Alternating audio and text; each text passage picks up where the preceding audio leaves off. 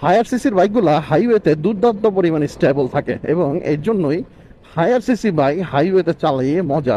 এটা গতি অথবা অন্যরকম এক্সেসিভ পাওয়ার দিয়ে মাপতে পারবেন না আপনারা। যখন আপনি স্টেবিলিটির দিকে চিন্তা করবেন, ব্রেকিং এর দিকে চিন্তা করবেন, সেই সাথে পাওয়ারের দিকে চিন্তা করবেন, তখন আপনার কাছে মনে হবে যে না, আমি একটা হায়ার সিসি বাইক কিনি, আমি একটা হায়ার সিসি বাইক চালাই, আমি একটা হায়ার সিসি বাইককে আমার সঙ্গী সাথী হিসেবে আমার কাছে রেখে দিই।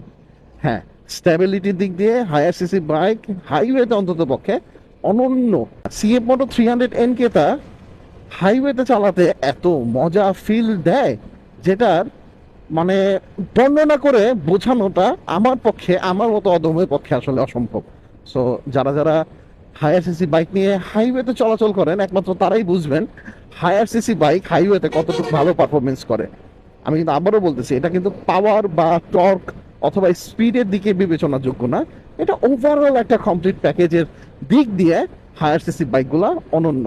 এবং CF motor CF motor 300 SR, CF motor 300 NK দুইটাই তো আমার চালানো হয়েছে বেশ কয়েকদিন।